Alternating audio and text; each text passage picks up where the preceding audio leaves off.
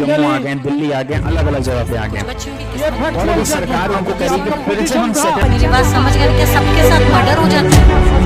क्या सारी बहुएं जला के मार दी जाती पनिशमेंट्स है, और पनिशमेंट में आपके पास कौन कौन से सेक्शंस हैं, यानी पनिशमेंट कितने तरह की होती है, मैंने अभी आपको ब्रीफ बताया।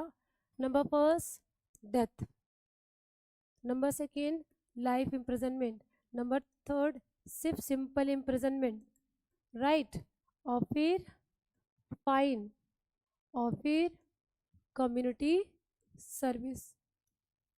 याद रखना बच्चों, अगर आईपीसी करके क्वेश्चन पूछा जाए तो फिर इसका नाम मत लिखना।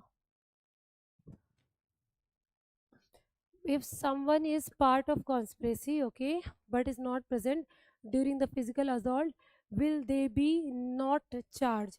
देखिए, अगर आप देख रहे हो कि वो कॉन्स्पिरेसी में इन्वॉल्व है, राइट, उसने कॉन्स्पिरेसी किया, तो फिर वो कॉन्स्पिरेसी के लिए तो इन्वॉल्व हो जाएगा, क्योंकि कॉन्स्पिरेसी करना प्री मीटिंग ऑफ माइंड तो है।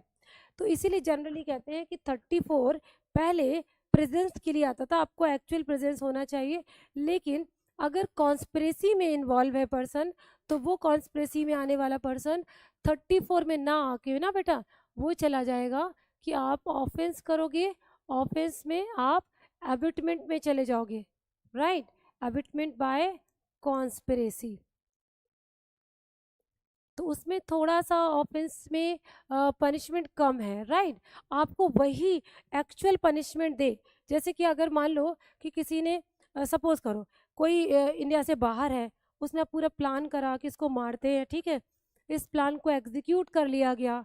अभी मैं आती हूँ बेटा और दूसरी बात लेती हूँ। मान लीजिए प्लान को एग्जीक्यूट करने के लिए किसी का मर्डर हो गया, और जिसने कॉन्स्पिरेसी की थी वो इंडिया से बाहर था।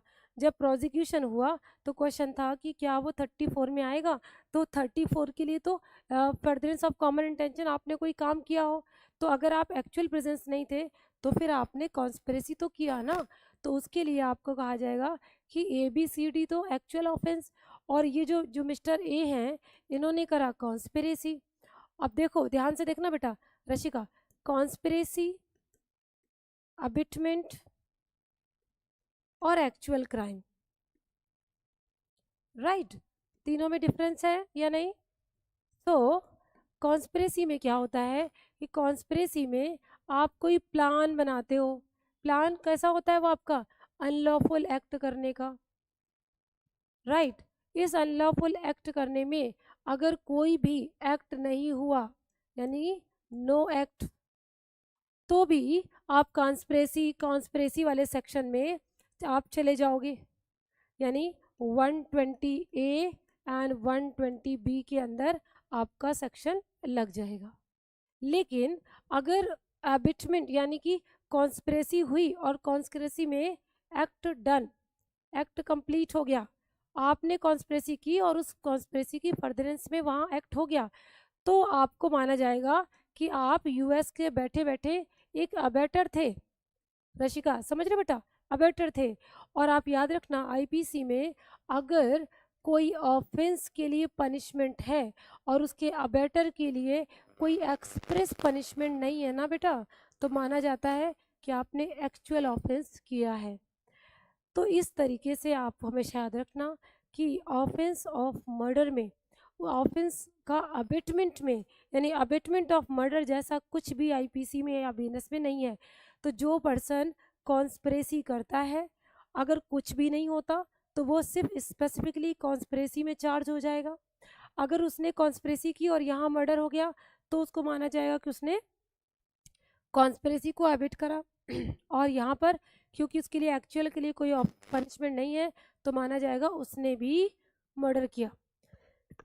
तो उस पर जो बेटा सेक्शन लगेगा ना, वो ये ना लग के वो लगेगा 120A। समझ आ रहा है रशिका? क्योंकि इसमें कॉमन इंटेंशन में आपका एक्चुअल प्रेजेंस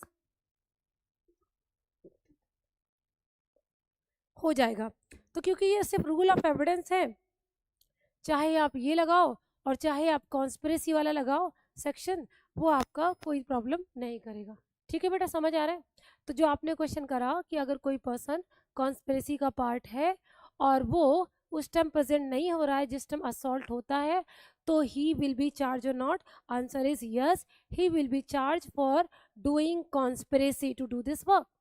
अगर उस कॉन्स्पिरेसी के थ्रू एक्ट हो गया है तो माना जाएगा कि उसने अबिटमेंट करा बाय कॉन्स्पिरेसी, और फिर उसको बिल्कुल अबेटर की तरह ट्रीट किया जाएगा और उसको पनिशमेंट मिलती। लेकिन अबेटमेंट ऑफ मर्डर के लिए आईपीसी में कोई एक्सप्रेस सेक्शन नहीं है कि कितनी पनिशमेंट होगी, इसलिए लॉ कहता है कि अगर अबेटमेंट के लिए कोई सेक्शन नहीं है तो उसको उसी सेक्शन में चार्ज कर दिया जाएगा, पनिशमेंट मिलेगी जिस सेक्शन का उसने अबेटमेंट किया है। Subscribe for more content.